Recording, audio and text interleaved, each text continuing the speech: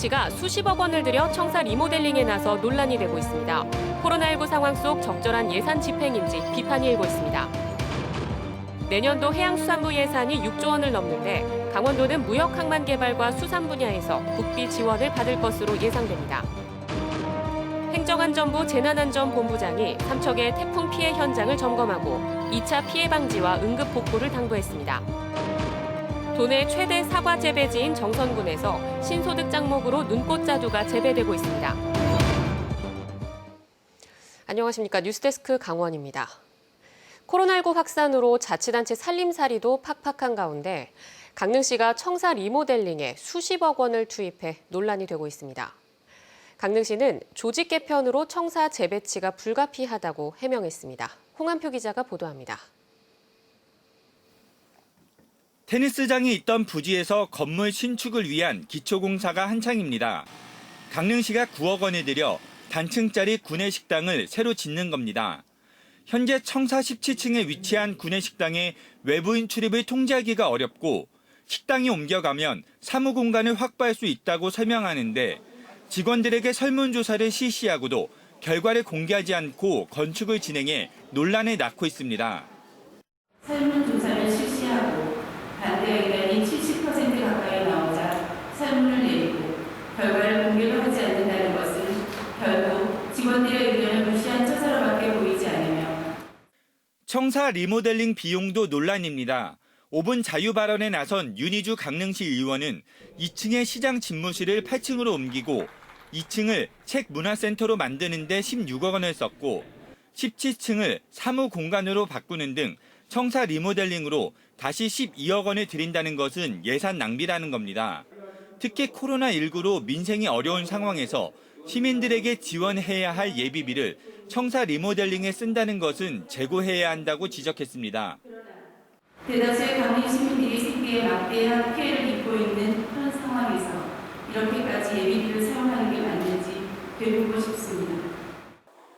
이에 대해 강릉시는 코로나19 재확산에 대비해 28개 부서의 민원 상담 창구를 1층으로 배치하고 대규모 국제 행사 유치에 따른 조직 개편으로 공간 재배치와 리모델링이 불가피하다고 밝혔습니다. 한편 강릉시장 집무실 면적은 193.03제곱미터로 행안부 기준 면적보다 2배 가까이 넓고 중앙부처 장관이나 강원도지사 집무실보다 더 넓다는 지적에 대해서는 이미 지난 8월에 집무실을 행안부 기준 면적 99제곱미터보다 줄이고 남은 공간은 용도를 변경했다고 밝혔습니다. 소회의실하고 민원소통실, 시민사랑방, 소회의실 관련해서 이제 회의할 때 회의 준비실 이렇게 해서 이제 저희들이 다 이제 용도 변동을 했습니다. 윤희주 시의원은 강릉시의 재정 자립도는 17.8%로 전국 시 단위 평균 33.5%보다 훨씬 낮다며 예산 집행의 효율성을 먼저 고려해야 한다고도 주장했습니다. MBC 뉴스 홍한표입니다. 내년도 해양수산부 예산이 6조 원 넘게 편성됐습니다. 강원도는 무역항만 개발과 어촌 어항, 수산 분야에서 국비 지원을 받을 것으로 예상됩니다. 김영호 기자가 정리했습니다. 내년도 해양수산부 예산액은 올해보다 9.7%가 증가했습니다. 수산 어촌 분야가 2조 6천억 원, 해운 항만 2조 1천억 원 등 6조 1천억여 원입니다. 강원도는 항만 어항 인프라의 사업 지원 비중이 높습니다. 동해신항 자파부두 건설이 정부 재정 사업에 포함돼 2025년까지 2,200억여 원이 투입되고 대포항 외홍치 정비공사와 항포구 유지 준설공사에 신규 예산이 25억 원 배정됐습니다. 어촌 뉴딜 300 사업은 5,200억여 원이 배정됐는데 올해 연말에 전국 60개소가 선정됩니다. 강원도는 지난 2019년부터 어촌 뉴딜 사업에 선정된 7개소를 비롯해 내년 사업에 6개 시군 9곳이 신청한 상태입니다. 수산 분야에서는 수산 공익 직불제가 도입돼 정주 여건이 취약한 어가와 은퇴 어업인 수산자원 보호를 위해 감소한 이익분을 지원합니다. 연근해 어선 감척 사업비는 20% 증가한 1,254억 원이 배정됐습니다. 연근해 어업 구조 개선 기본 계획에 따라 2023년까지 근해어선 300척, 연안 1000여 척을 감척 중인데 내년에는 연근해어선 220여 척이 감척됩니다. 해양수산부 내년 예산은 한국판 뉴딜에 따라 디지털과 그린 분야 신규 사업이 많은데 스마트 양식과 친환경 선박 등 강원도가 참여할 수 있는 사업에 발굴 요력이 필요합니다. 국회 심의 과정에서 변수가 있어 해양수산부의 최종 예산 규모는 연말에나 확정될 예정입니다. MBC 뉴스 김영호입니다.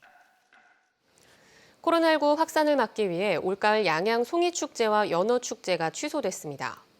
양양구는 오늘 축제위원회를 열고 야외 행사장에 많은 관광객이 몰리는 만큼 코로나19 방역에 어려움이 예상됨에 따라 송이축제와 연어축제를 열지 않기로 했습니다. 다만 송이 채취 농가와 연어 포획 어업인들의 소득 확보를 위해 구입처 안내와 상품 홍보 등의 활동을 펼치기로 했습니다. 당초 송이축제는 다음 달 8일부터 11일까지, 연어축제는 다음 달 22일부터 25일까지 남대천 둔치에서 열 계획이었습니다. 김계조 행정안전부 재난안전관리본부장이 오늘 삼척의 태풍 피해 지역을 점검했습니다. 김계조 본부장은 삼척시 가곡면의 덕풍계곡 피해 현장을 살펴본 뒤 2차 피해 방지와 주민 불편 최소화를 위한 응급 복구를 당부했습니다. 김 본부장은 이어 지난해 태풍 피해가 심했던 삼척 신남마을을 방문해 복구 상황을 둘러보고 소하천 정비 사업의 속도를 높여달라고 주문했습니다. 대입 수시 모집 원서 접수 기간이 다가오면서 자기소개서 작성을 두고 고민하는 수험생 가정이 많은데요. 강원도 교육청이 이런 걱정을 덜어주기 위해 전문 교사를 통한 자소서 온라인 컨설팅에 나섰습니다. 강화길 기자가 보도합니다. 대입 준비 과정에서 수험생들이 가장 어려워하는 분야 중 하나인 자기소개서 작성. 학교에서 글쓰기를 제대로 배운 적이 없고 대학들의 평가 기준도 계속 바뀌기 때문에 난감해합니다. 활동을 많이 하긴 했지만 그 과정에서 우리가 성장했다는 것을 인지하고 나타내기가 굉장히 힘들기 때문에 성장은 자기도 모르게 이루어지는 거니까요. 그런 거를 우리가 거의 꾸며서 나타내다시피 해야 되니까 그런 게 가장 힘들었고. 이런 걱정이 크면 적게는 수십만 원에서 많게는 수백만 원 하는 사설 학원을 찾기도 합니다. 강원도 교육청이 수험생들의 이런 심리적 경제적 부담을 덜어주기 위해 자기소개서 온라인 컨설팅을 진행합니다. 학생 한 명에게 1시간씩 모두 2차례 자기소개서 첨삭을 해줍니다. 28명의 진학 전문 상담 교사와 대입 지원관이 나섭니다.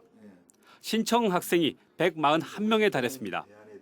특히 분지역 학생이 크게 늘었습니다. 지도교사는 학생이 미리 제출한 자기소개서를 본 뒤 뺄 것과 고칠 것, 추가해야 할 것을 세세히 일러줍니다.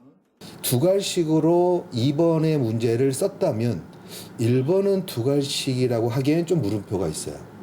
이렇게 1차 지도를 받아 고쳐 쓴 자기소개서는 2차 때 마무리 짓습니다. 전문가의 손길을 거치자 그동안 자기소개서 때문에 이런저런 걱정이 많았던 학생은 한시름 놓습니다. 조금 마음이 많이 조급한 시기인데 이런 시기에 이렇게 딱 정리를 해주시니까 일단은 심리적으로는 많이 안정이 되는 것 같아요. 코로나19 사태로 어느 해보다 대입 변수가 큰 올해. 특히 생활기록부의 인적 사항과 학교명 등을 가리는 블라인드 평가가 처음 시행됩니다. 이에 따라 자기소개서가 대입 수시 모집의 당락을 결정하는 변수로 크게 부각되고 있어 교육당국의 지원이 한층 강화되고 있습니다. MBC 뉴스 강화길입니다. 사과 산지로 유명한 정선 지역에서는 자두도 많이 재배하고 있습니다. 눈꽃자두라는 이름을 붙이고 주로 수도권에 유통되는데 신소득 작목으로 주목을 받고 있습니다. 조규환 기자입니다. 해발 400m 넘는 과수원에서 농민이 자두를 따느라 분주합니다. 이 농가는 6년 전 자두 나무를 심었는데 본격적인 수확은 지난해에 이어 올해로 두 번째입니다. 올해는 봄철 냉해와 여름 장마, 태풍 등으로 생육 조건이 좋지 않았지만 다행히 수확량은 좀 늘었습니다. 올해 2년째인데도 이제 생산량이 한 1,800평에서 한 10톤 정도 되거든요. 그 정도면 다른 농작물에 비해서 소득이 상당히 높다고 봐야 됩니다. 정선 지역 자두는 주로 해발 300m에서 600m 사이에서 재배되는데 일조량이 풍부해 품질이 우수합니다. 정선 지역의 자두 수확은 보통 8월부터 9월 중순까지 이루어지는데요. 요즘 막바지 수확이 한창입니다. 정선 지역 자두는 눈꽃 자두라는 브랜드를 달고 대부분 수도권 도매 시장으로 팔려나갑니다. 예전엔 재배 면적이 많지 않아 농가들이 자두를 직접 판매했지만 올해부터는 지역 농협이 체계적으로 유통을 돕고 있습니다. 제일 중요한 거는 농가의 그 수치가 제거가 제일 중요해서 들어오는 물량에 지금은 한 5% 정도를 우리가 이제 인터넷 판매를 하고 있는데 이걸 점진적으로 올려서 농가 소득 증대에 기여하려고 하고 있습니다. 해마다 재배 면적이 늘면서 현재 정선 지역 자두 재배 면적은 도내에서 가장 많은 68개 농가 70여 헥타르로 추산됩니다. 이렇다 보니 정선군도 5년 전부터 자두 재배 농가를 육성하고 있습니다. 저희 정선군에서는 자두를 2015년부터 자두 특화단지를 조성해 왔습니다. 앞으로는 지주라든가 그다음에 묘목대 등을 시설을 적극 지원하는 걸 앞으로도 지속적으로 지원할 계획입니다. 정선 눈꽃 자두가 사과에 이어 농가의 신소득 장목으로 부상하고 있습니다. MBC 뉴스 조기환입니다.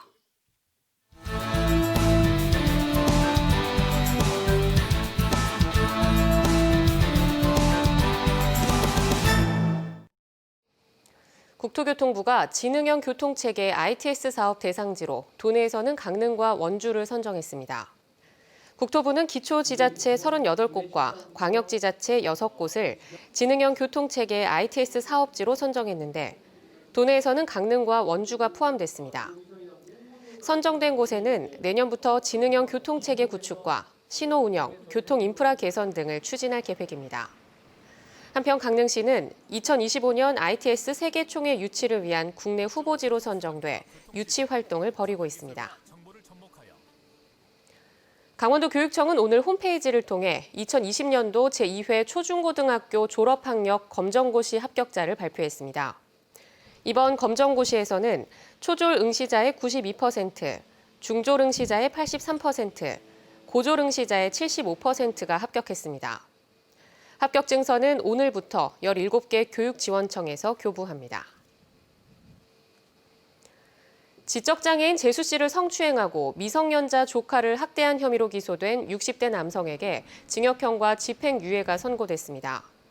춘천지방법원 강릉지원은 61살 A씨에게 자고 있던 재수 씨를 추행하고 조카를 학대한 혐의는 징역 1년에 6월, 추가로 재수 씨를 추행한 혐의는 징역 2년 6월에 집행유예 3년을 선고했습니다. 또 40시간의 성폭력 치료 프로그램 이수를 명했습니다. 재판부는 피고인이 범행을 부인하고 있고 피해자들에게 용서받지 못했지만 동종 범행으로 처벌받은 전력이 없다며 양형 이유를 밝혔습니다. 정규 시즌 3경기만을 남겨놓고 있는 강원FC가 포항 스틸러스와 강릉 홈경기를 치릅니다.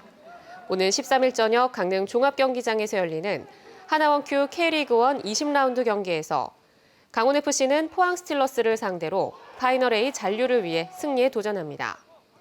승점 21점으로 파이널 A 진출 마지노선인 리그 6위에 턱걸이하고 있는 강원은 광주와 성남, 서울과 승점이 같고 10위 부산과도 승점 차이가 1점에 불과해 승리가 절실한 상황입니다.